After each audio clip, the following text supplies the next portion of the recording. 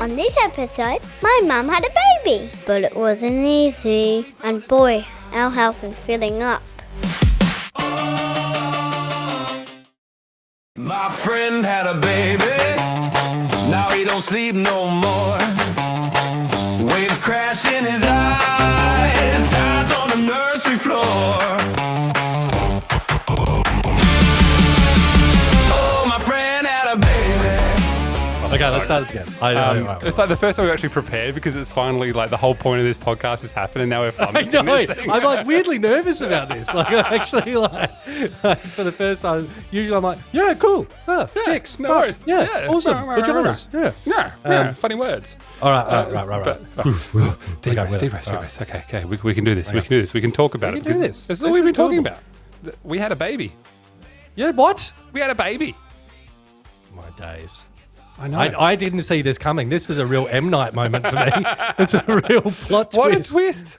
What a twist! But yeah, we've got a little baby in our house now, and Days. and I mean it's three. There's three little crotch goblins in our house now, but this is the fresh one. It's been a journey, and everything that we have talked about in the last couple of episodes, with all the advice that we've had, and where I felt I am ready. I'm ready for this moment, and Karma or the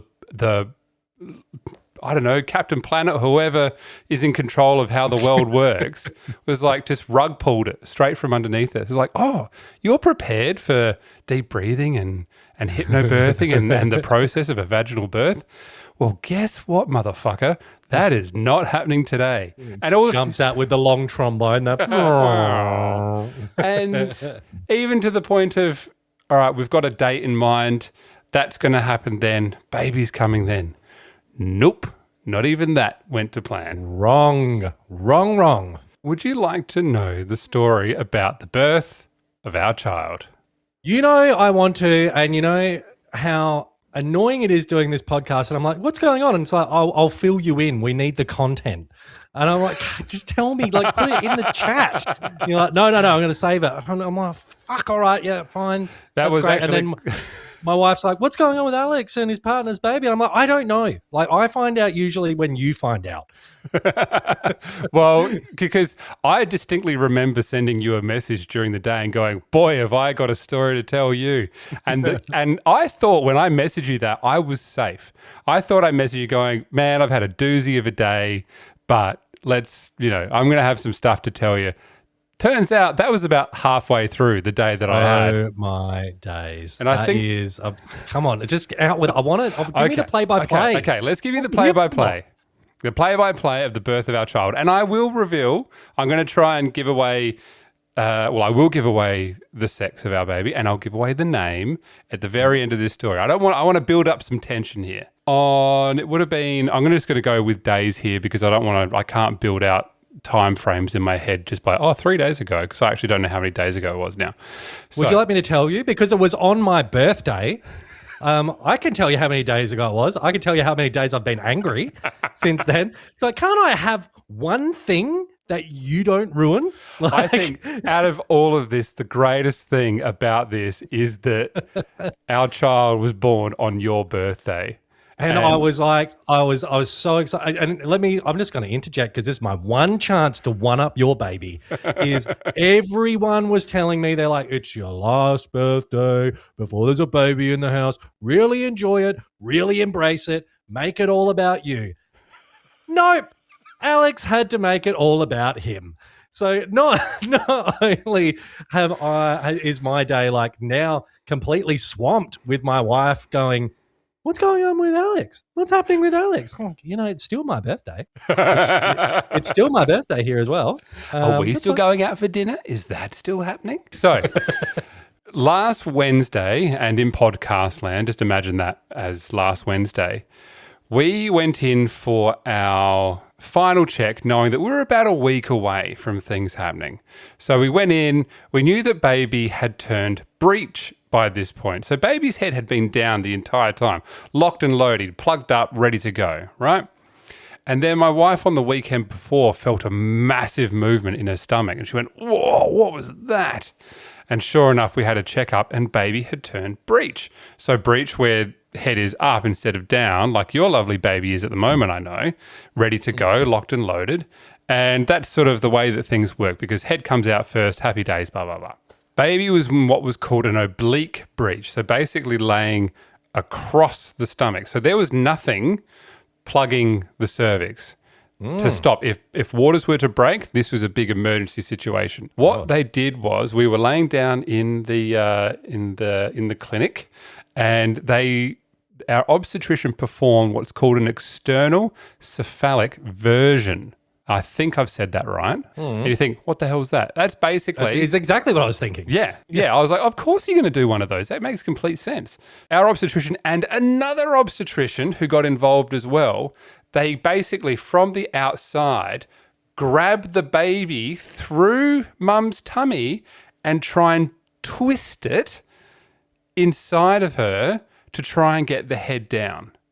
Now, It's like a reverse alien situation. Like you're trying to get into it. It was ridiculous. You know when sometimes you have that reaction to something where it's an involuntary reaction, right? And I know in podcast land you can't see this, but I was genuinely sitting there just going, what? Like mouth agape, going, what is going on here? Because you can imagine she's got a little human inside of her, and there's 4 hands trying to grab and twist this baby around in her stomach. And my wife's lying there just going, oh, Jesus Christ, and trying to move it around. And they tried for a good 10 minutes, didn't work. They tried This is two like a different ways. torso Chinese burn situation, and that's not even getting you where you need to be. Exactly. And it achieved nothing. Baby did not budge at all. So we were like, okay, what happens now? And they're like, all right, we just need to observe you now. We're going to put you in one of the rooms, just keep an eye on you, strap you into the machine and see what happens. Because baby's heart... How's that the next step? How's that the next step? We've tried to do this crazy thing and it didn't work, so now it's going to look at you. Yep, so now we just got to keep an eye on you because it can trigger labour. So we're like, okay, let's just keep an eye on you. We just want to see how things are going. Let's strap you into the machine and hear all the bleeps and bloops and watch the chart and see what happens. So we're sitting there, I'm sitting there like, oh shit, I need to move the car soon. And and we're watching the machine. The machine's beeping a warning thing the whole time. They couldn't work out how to make it go quiet. Basically, baby's heart rate was too high. And we're like, oh, and baby, it was kind of doing okay. And she had to press a button for every time baby moved so they could sort of track how that was going. And there's a little graph as well that showed contractions, because what can happen is having the cephalic movement version can induce labour to happen, right? Which is not what we wanted while the baby's sitting in breech. They were monitoring her and we looked at the graph of the contractions, and these contractions were looking very, very consistent. They weren't dying off and they were remaining the same and in the same time intervals as well.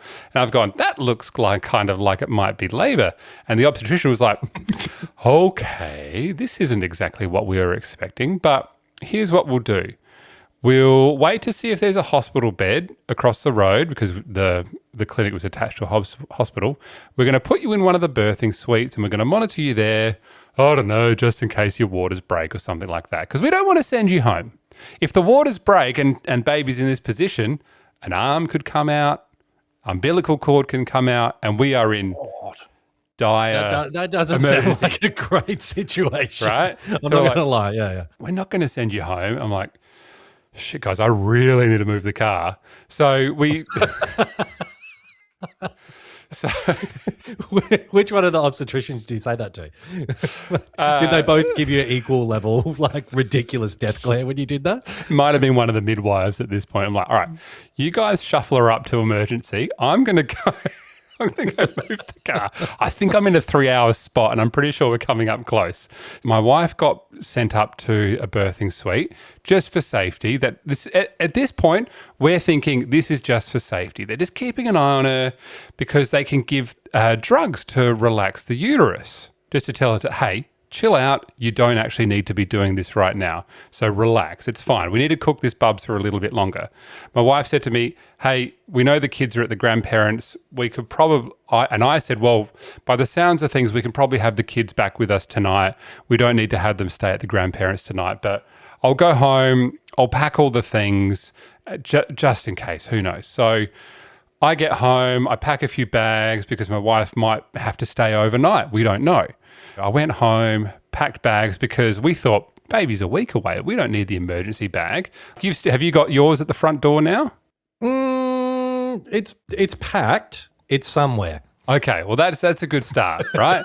Because we hadn't packed almost nothing. My wife had actually packed heaps of stuff for the baby and her. Me, I had like a backpack with a rag in it, and that was me ready to go, right? Your old year 10 maths book. Yeah. Like, I should get this out and put a change closet. And loaded the car up, went around to the grandparents' house. I pull into the driveway. Kids are like, oh, Dad, so good to see you. I'm like, hey, guys. I get a call from my wife, and she says, this baby's coming. There's no stopping this train. We are rocking and rolling. That sets me into a little bit of a panic, bit of a cold sweat. I dump the bags with the grandparents who did an amazing job looking after the kids. I get back to the hospital. We get into the birthing suite. Turns out, same birthing suite that the other two kids were born in. I get to the birthing suite. Turns out they've upgraded the chairs for the dad, so I'm feeling comfortable. I'm like, hell yeah. And of course, in the back of my head the whole time, I'm thinking, shit, Dr. Erin's going to hate me. I don't have music because this will happen so quickly. I don't have pictures for the walls. I don't have all the nice things to make it feel like home. I'm like, oh God, I've failed as a dad. All the things Scott told me to do hasn't happened. It was at this point that I had messaged going, oh, doozy of a day, mate. Boy, have I got a story to tell you. Turns out that was halfway. Nothing was slowing down. She was given the drugs to relax the uterus. Those wore off. Contractions ramped straight back up again. Baby is still a bleak lie. We are in a risk of, if baby pops, if anything comes out, we are in a dire emergency situation. Doctor says, right, we're booking you in for a cesarean section. And we weren't ready for that. We knew that it was a possibility, but we weren't ready for that. Now, here's the kicker, right?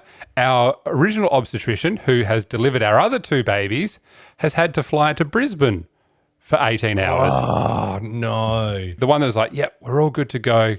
Everything's going to be fine. Don't have the baby. We'll book it in for Tuesday next week at the absolute latest. Don't have the baby. And I'll be back tomorrow afternoon. She goes, and we were like, absolutely fine. Not a problem at all. Do what you need to do. Don't stay for us. Like, why would you? So she's headed to the airport. About half an hour later, my wife goes into labor. We're like, okay, fantastic timing. This is great. I'm sort of starting to go into that zombie just watching mode. Does anyone need a pen and paper? Anyone need anything? I can get some water from the fountain. Anyone want a mint? Just out of my pocket. They're like, okay, Alex, we're going to put you in scrubs soon. We're going to head down to theatre. Okay, deep breaths. And the staff were phenomenal, though. We just said, look, we just want you to walk us through absolutely everything that happens. And they were really good at that. And the anaesthetist explained everything to us. You're going to get a spinal tap. You're going to be numb from the armpits down, basically. You're not going to feel anything. Everything will be fine. Of course, at the start of the day, we were thinking, we're going to go for a quick checkup. We'll go get some lunch and we'll head home and we'll be ready for Tuesday next week. A few hours later, I'm sitting in a theatre with my wife flat on her back with the sheet up.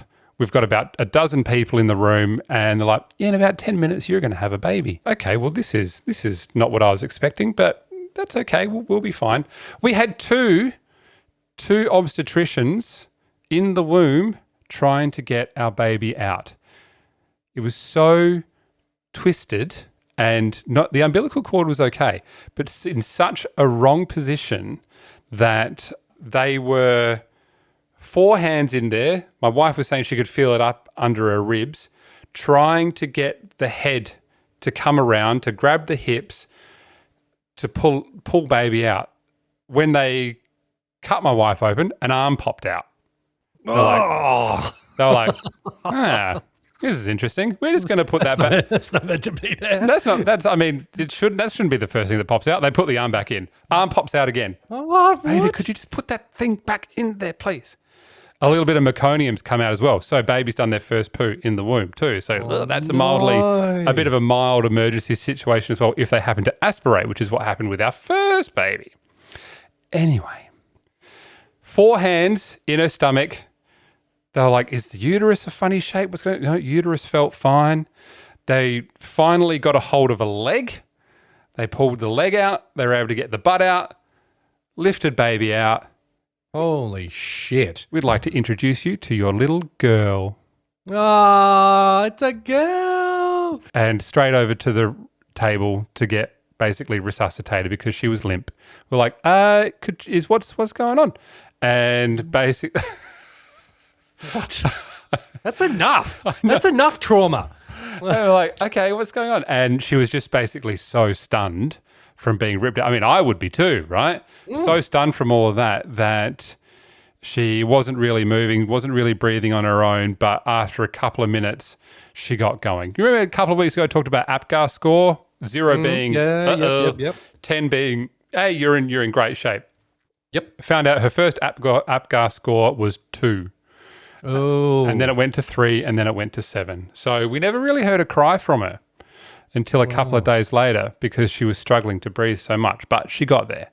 She spent 2 days in the nursery of care, so before she could breathe on her own. She is now home with us, and we have with us little Audrey. Aww. There is a huge part of me that just goes, wow, that is adorable. There's a huge part of me that's quite mad at your baby for making you guys that terrified. And every year we will remember her traumatic birth and think, oh, it's Scott's birthday too. I'm going to be there, like, cut my cake, and you and your partner are going to just go into, like, that PTSD shock. And I'll be like, you going to eat that cake? Or wow, that is the most insane collection of events. And it really, like, full hats off to OBs, midwives, everyone involved in the process. Obviously, the person having the baby as well. Yeah. And to a lesser extent, the partner that's in the room, I assume, shivering and crying and sort of scuttling around the room like a scared crab. All of that together, hats off to everyone involved in that. That is just bonkers. That not only can all of those things happen, but that at the end of the story is you have a baby. Little baby. And the baby is home with you. You have a little daughter. Yeah. Little Audrey. Little Audrey, little girl. It's beautiful. Wow. Because there were moments during that delivery I was like, there's a pool of blood on the floor. That doesn't look great. And when you hear the obstetrician go, can I just get someone to get some stuff under my feet, please? I'm like, is it meant to be that much? Should there be that much? Do I need to step in here? I probably shouldn't step in, but should I? I don't know. I got to do a little umbilical cut. They'd already cut it because I couldn't get close to the wound. But they're like, oh, would you like to do the ceremonial cut? So I'm like a little tourist with my little scissors, just like, and the anaesthetist shook my hand. He was like, good job, mate. I'm like, no, good job you for not killing my wife. Yeah, exactly. I think you should be I'm thinking about rewarded that for this. umbilical cord situation and being like, what else did Audrey, was the umbilical cord made of asbestos or something? Like just to like turn the volume up on the craziness. They're like, oh no, we got an asbestos cord in here. No one's wearing a mask. This hasn't happened since 1976. Oh, God. Yeah. What do we do? Oh man, I'm terrified just hearing it. Like, I'm on the edge of my seat here. Like my eyebrows are basically touching the back of my head. This is too much. This is too much for me. Yeah, it's pretty gnarly. Gnarly? Where's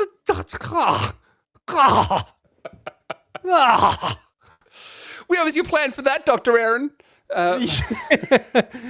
Where's your electric candles now? You know what?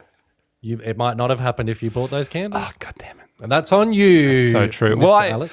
I did remember all the breathing techniques because my wife was on the table like, I can't feel anything, but like she felt being shoved around and moved and like, whoa, Jesus, whoa. Oh, they're pulling little Audrey out. On that topic of preparing for the birth on our end, not to steal your thunder just because this is the perfect time to talk about it. And putting things on the wall and so forth. My partner was very excited about a few of the statements, but she didn't want to be like a nuisance in there. She's like, I don't want to stick things up because someone else is going to have to take them down. So I got them all printed up on T-shirts. Oh, And I was gonna do costume changes like throughout the birth, and then for the first time maybe in my life, I was like, hang on, no, this isn't about you. Like maybe don't gaslight the woman who's birthing your child. And she's like, hang on, your shirt's got something different on it. No, it doesn't. No, it doesn't. You just got the birthing crazies. Jeez. No, back to you guys though. Wow. That's a lot of wows. That's 3 out of 3 wows from me. Little Audrey was put in, in the nursery where they look after babies who are struggling a little bit. And because we weren't expected to be there, we were on a different floor to where the nursery was. So we were on the floor below, had to catch the elevator up to see her, see how she was going, try a breastfeed here and there.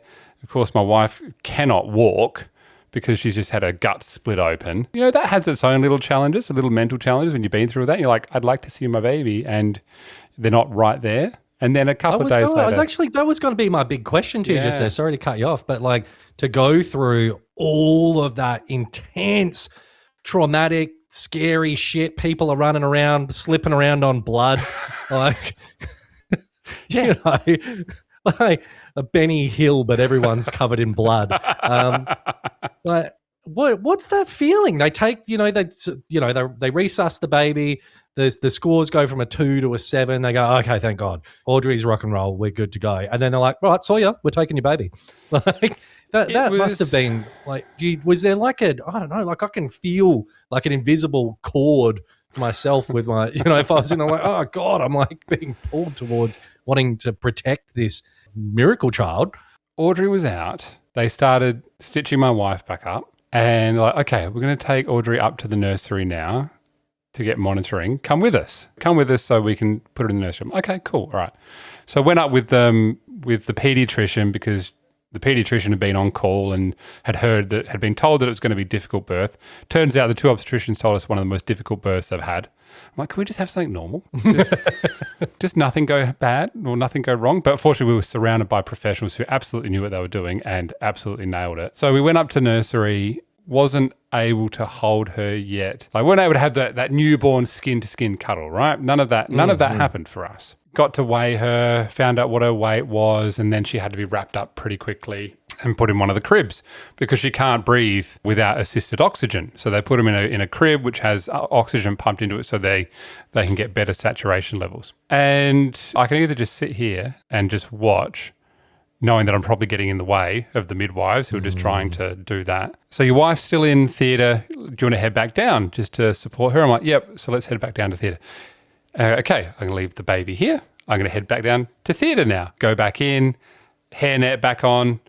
She's still getting stitched up. I'm like, oh, Audrey's fine. She's good down there. And it's sort of like you're torn between these two worlds, and then you get stitched up, get sent back to your room, and that's sort of everything sort of goes a bit quiet after all that rush. You put back in your room, you're like, okay, you guys relax. We'll see you in a bit. We've got to start going through medications, pain meds, and we'll go from there. And so you sort of had this quiet moment just to sort of sit there and go, like, not even like you think you're going to absorb it all, but you're kind of absorbing it as it happens. And then, you're sitting there as dad going, shit, I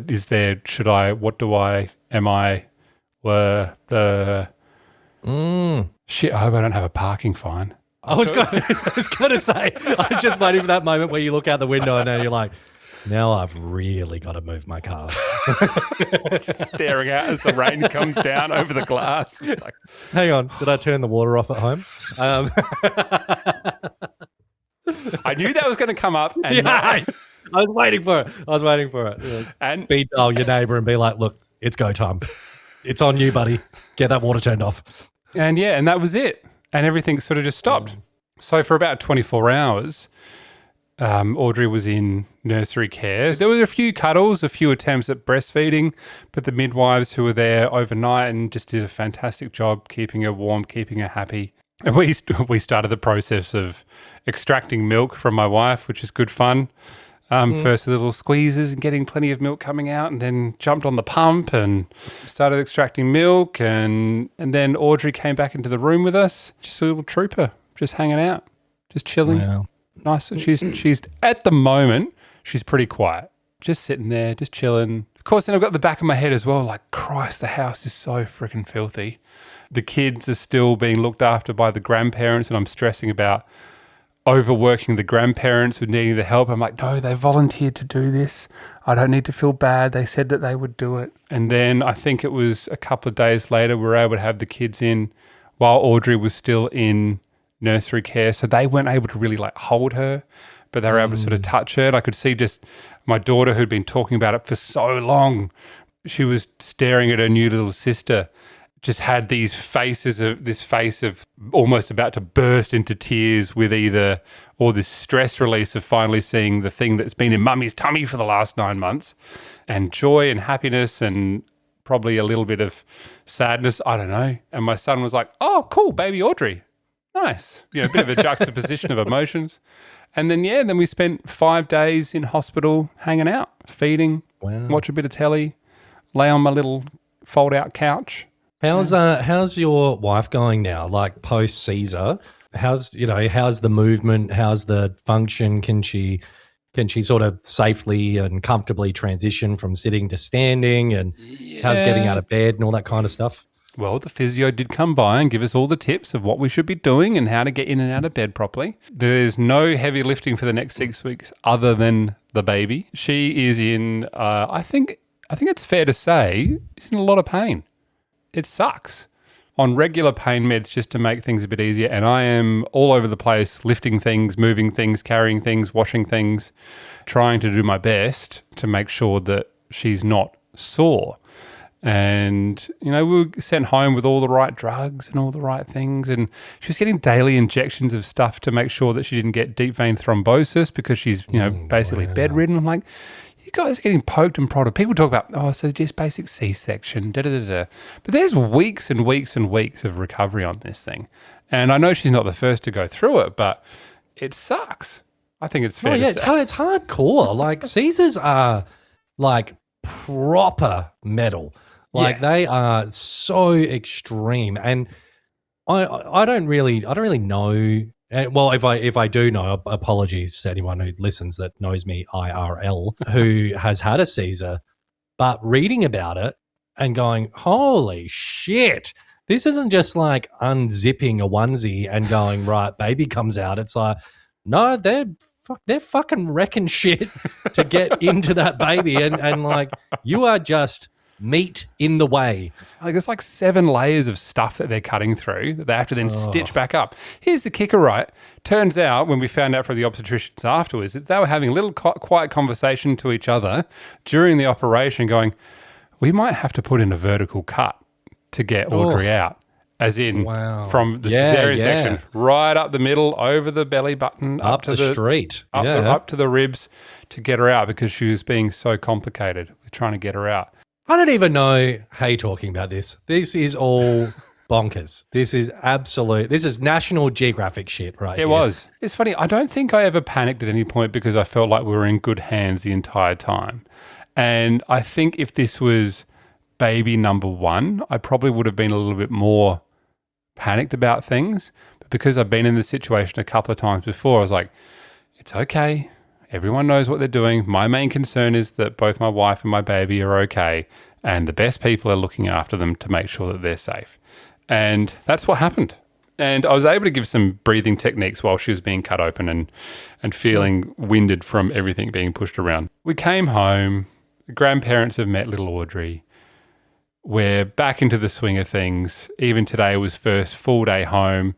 Still had to take my son to the doctor because he's got other things going on. Like, life doesn't stop for us, right? Our daughter still needs to get to school. I need to take him to the doctor, give him his meds, then get him to daycare, and then come home. I think nothing ever stops the mentality of wanting to do a good job, and that kind of stuff excites me. And I know we've only been home for like 48 hours, and ask me again in the next episode how I'm going with all of that. But I think just maybe a shout out to all the dads out there that are pulling their socks up and just getting on with things, and partners as well. I don't mean exclusively dads. Chin up, guys. Everything will be okay. I could not agree with you more. And I know I poke a lot of fun at you, and a little bit of light ribbing from time to time about how cheap and awful you are as a person. But hats off to you, man. Oh, thank you, Scott. Full props. Cred where cred is due. That's good dadding right there. You Yeah. know, there for the journey. And it's such a valid point. I don't mean to be Mr. Soapbox here, and I don't mean to steal your limelight, but if you're a partner of someone that's been through that and you're just like, right, well, I got tickets to the footy, so you're all right for a few hours, right? Can you pick me up from the casino? Just stick around, do what you got to do, and a little bit more if you can. Like, you know, like, God, I want to come over and help your partner. Well, you're more than welcome to. And also, shout out to midwives, man. Seriously. Oh, my God. Talking about people who are the front line, and if anyone gives midwives and nurses shit, you deserve to be punched in the face because they are dealing with some serious dynamic situations. And we had a moment where my wife's, it's called a honeycomb dressing, goes over the scar, meant to sort of keep everything in place. And had a midwife help get her into a shower to give her a shower so that she could wash off and everything. But had to keep an eye on things because, you know, we've got a very fresh wound. And the wound just started bulging with blood. Ugh. Like the honeycomb was like, and so the midwife was like, okay, I'm just going to hit this little alarm here. And okay, you lie back down, slammed her hand on the wound to make sure that things were she wasn't bleeding out. These guys, and because they just care. They were doing such amazing things every step of the way, making sure that pain was being managed. Couldn't help but notice most of these midwives, man, they're jacked. Like, you can just look at them and like... You'd have to be. Like what you've just described. Like, you don't want to be that midwife who's like, oh, man, I shouldn't have skipped forearm day. I got to open this suitcase and get this organic luggage out. Like these women just hidden assassins. The way they're able to just move people around, absolute like, God, weapons. Damn. God. Yeah. Anyway, we had People, enough of the war stories. I think in the end we'll look back at it as a phenomenal experience of having little Audrey. And I wanted this to be a story of sparrows and sunshine, and we went through all the breathing techniques that we were told. We did all the things, and it was a phenomenal birth, and everything went really well. And we were 3 for 3 with vaginal births. We had the same obstetrician every single time as we hoped for. But I think it's a story for everyone that sometimes shit just goes sideways. Very literally. Yeah, quite literally. The competitive part of me is like, well, wait until you find out about it. But I do, you know, I want the sunshine and rainbows situation. And hearing your story and hearing you guys come out the other side of it, it's just that additional little bit of reassurance that, okay, look, it can be really, really tough. As long as you get that baby out, as long as everyone, you know, walks or rolls out of that hospital and can get home and can start, you know, whether you're adding your first one to the family or you're growing a pre-existing family, that's the main thing. That's the priority. The fairy tale birth is not important. It's just getting them home. And I am wishing you a fairy tale birth. I genuinely hope that it's. I am beyond grateful that every time we see our OB, he describes our baby as boring. Hearing what you guys went through, and you know, in the case of your partner, still going through, you know, what will be probably quite a long recovery to get back to, you know, pre-explosion state. Yes. Yeah, I'm happy to be boring. Boring's good for me. Boring is very good. Well, we should get stuck into some of our regular segments. So a nice little palate cleanser with Word of the Week. It's time for Word of the Week. It's time for Word of the Week. It's time, oh yeah, for Word of the Week.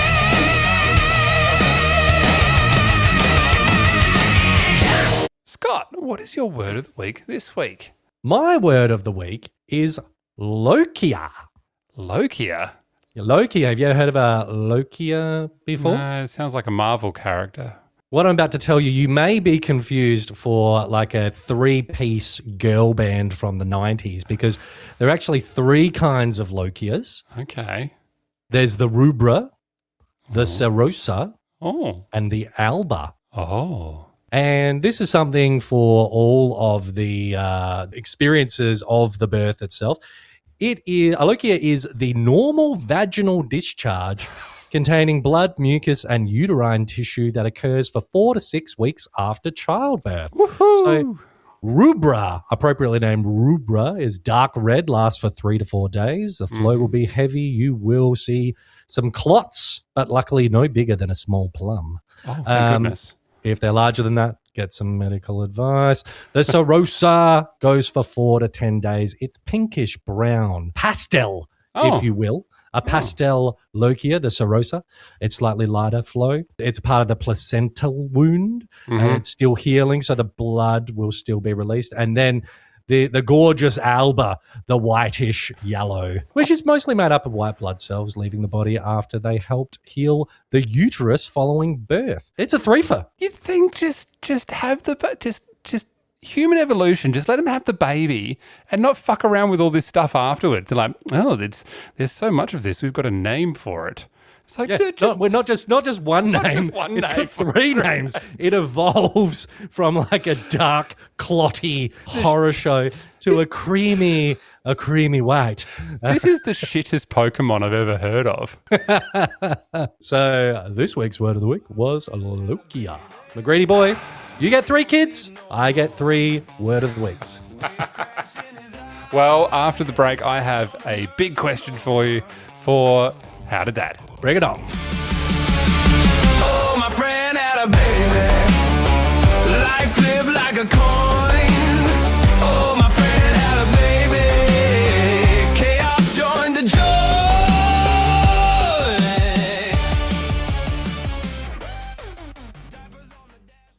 Hello, my baby sister. He's so cute. I will know what I like more is for you to subscribe and give us 5 stars. I love you. I'm so cheeky. Bye. Parenthood's a dubstep drop, not some easy dream.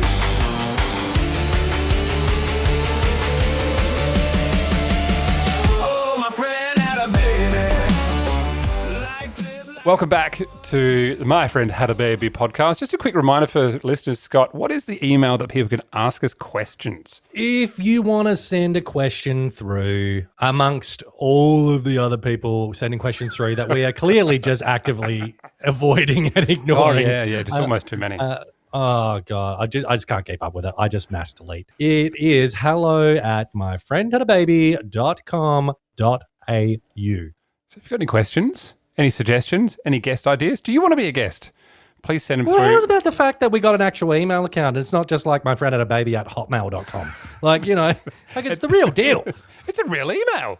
We're And we legitimate. actually, like, keeping in theme with the pod, we enlisted through GoDaddy. Oh, like, we're all over it. We are that committed to the bit.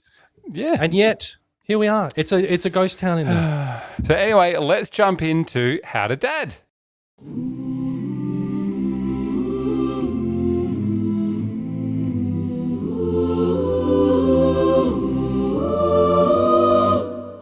how to dad, how to do, fix a boo-boo or a shoe, got a tantrum, got no clue. How to dad, it's in your hand. Step by step, you'll understand. How to dad, you're the man.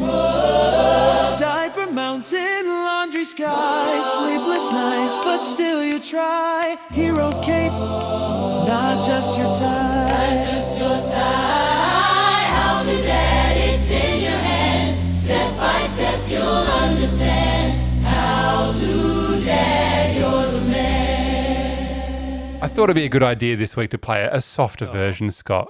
It's just so good. Like, It's so it good. just- I know. and again, you know, we're out there procuring the services of a gospel choir for the purpose of this podcast. And, you know, just drop a little something in the email account. Scott, my question for you this week is you're getting close to birthday. You've had all the advice of what to do. But in that moment that baby is coming out, will you be there? Are you going to be the one? Are you going to commit to stand there and pull that child from your gorgeous wife and bring them into the world with the confidence that you have of 1,000 midwives and hypnobirth is behind you going, Scott, you can do this. You can lift your child out. You can bring it out into the world. Will you be there? And do you have the confidence to bring your child into this world? I dropped the fucking bread getting out of the bread box today. Like, and I just stood there looking at it on the ground and I was like, oh, for fucking hell. Like, it's not even moving. It's not slippery. It's just like, I fumbled the bread, you know. Look, it is a point of conversation in our household. And I'm not opposed to the idea. I am waiting for my wife's weigh-in on whether she wants me down there. I'm happy to be down there. I'm fine with it. I'll get some of those, you know, from Bunnings, those non-slip gardening. Get some 80 grade sandpaper and glue it on there for that extra grip. Maybe it ain't going anywhere. Bit of quick grip, sort of that gorilla grip glue. Get the baby stuck to my hand for a few days afterwards. Look, I'm happy to be down there because that kind of stuff, that doesn't make me squeamish. And I'm cool with like goos and various moistures and whatnot. Like, I'm fine with that. So I'm sorry to take the wind out of the sails on the question, but I'm just feeling the vibe. You know, and I feel like on the day the decision may be made rather on the spot, depending on how my wife's tracking. Yeah. I'm not going to put that on her, but if we're kind of heading towards it, we're driving to the hospital and she says, you know what, I want you to be down there. I want you to be like in that blue 42 hot kind of position and you want to catch that babinya. I'm fine. I'm happy to be down there, but I want her to be as comfortable as humanly possible. And if me being down there whistling the Hilltop Hoods nosebleed section, like while it makes her uncomfortable, I shan't do that. The short answer to your question is happy to be down there.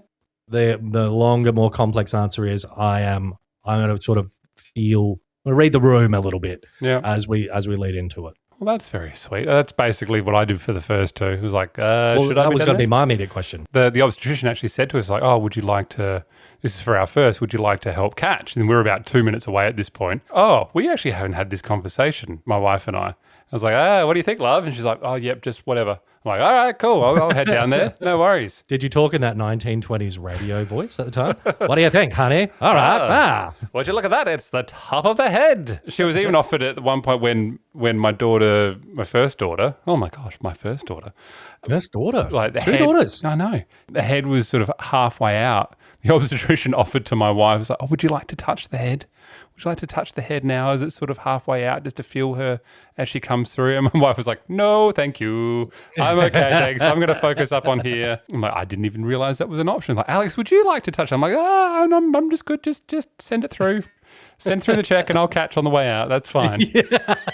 Well, thank you for being so inclusive on this journey that you're offering me to do that. Your wife being like, oh, God, no, I'm not going to do it. And then looking at you being like, are you going to touch it? It's like, you're the midwife, aren't you meant to touch it? I'll do it if you do it. Yeah. You touch it first. Have you got your plan in place? I mean, apart from the printed T-shirts, you feel like you're ready to go? Because you're, I'm going to say, 3 weeks away? We're real close. We're 36 and 6 days, so 37 weeks tomorrow. I feel like we're pretty ready. We're good to go. Like, the car seats are in. The flat packs are assembled. The clothes have all been washed and refolded and put away. And we've got the diapers and the linens and all that kind of stuff. The bags are primarily packed. I think we're good to go with the sort of stuff. I think the stuff is good to go. Yeah. It's been such I've got to say, like our journey has been very, very fortunate. Yeah. Been very lucky along the way. Like my wife was saying the other day, she goes, I didn't even get any cravings. Like, how boring. This is bullshit. It's like, maybe remember that time I said I felt like pancakes at like 10 o'clock? And I'm like, you say that all the time. It's not a craving. That's just you wanting pancakes. So I'm hoping we sort of keep on that kind of boring trend where we go, yep, cool. We've got our stuff here. We're going to make it as comfortable and lovely as possible in there during this birthing process. Of course, prepared that something may go wrong and that may all go out the window. I just won't shut the fuck up about it. Like, everyone around me is so sick of hearing about baby stuff and like all of the various little tidbits about women's health I keep learning about. And I just call people and just randomly drop a little like nodule of knowledge on them.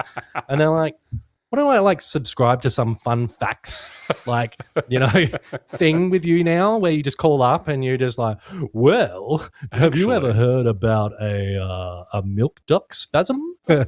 We're just at that stage where we're just so excited about it happening, and my wife's got, some new aches and pains and like nothing that's overbearing. It's just new, like it's sort of part of that. I'm just like, let's hopefully keep riding that wave for the next few weeks. Get in there, baby out, get it home. Well, I do hope for you that it is as smooth a sailing as it can be. My cautionary advice is it just might go weird. Things just might go. My cautionary advice is it's not going to go to plan. And pay for more parking than you think you need is probably it. Oh, look, you can never put too many coins into the meter. So here we are at the end of yet another stellar podcast. And I'm so grateful that you guys have managed to get through this and that you're home and everyone's safe and everyone's happy and comfy and just beyond grateful for that. From an outsider's perspective, can't even imagine how you're feeling. And for anyone else out there who goes through maybe a few more complexities, shall we say? Yeah, I think that's fair. If you want to call it what it is, Saw 13.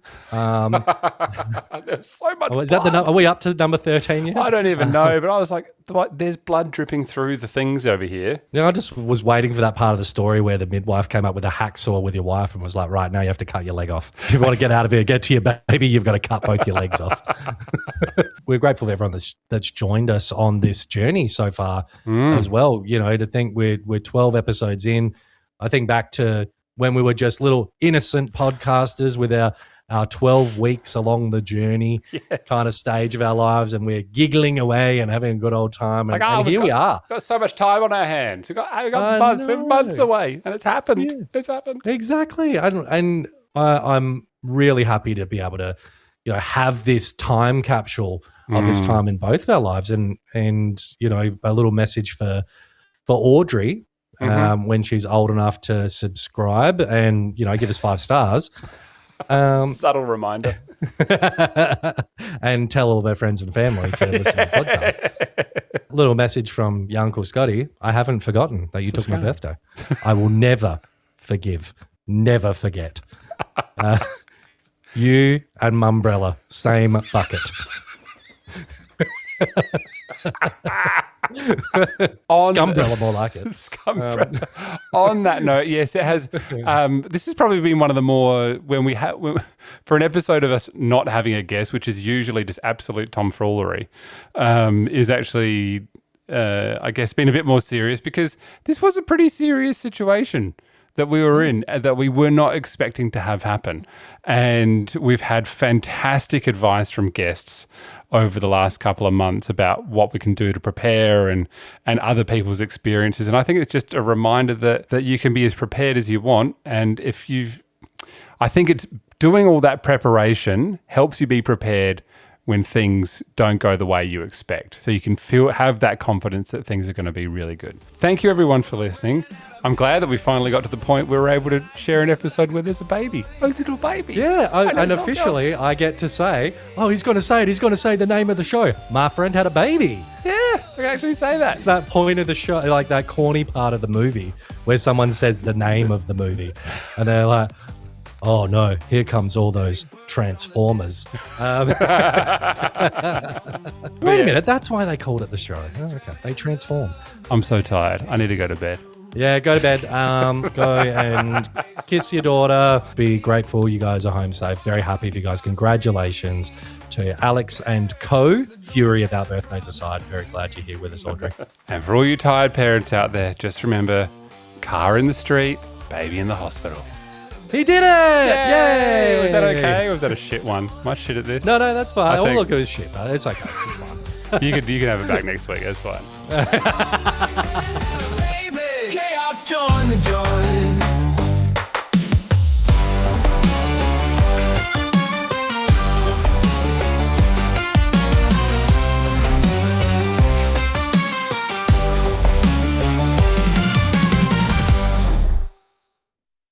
It's harder. It's harder than you think. Because I come up with them on the spot. Like I make them up as I go. I don't come preloaded with those bad Larrys. No, that's just comic genius in the moment. I've come to realize that. Fuck off. I know exactly what's going to be the outro of this episode now. The back end after the music. Podcast.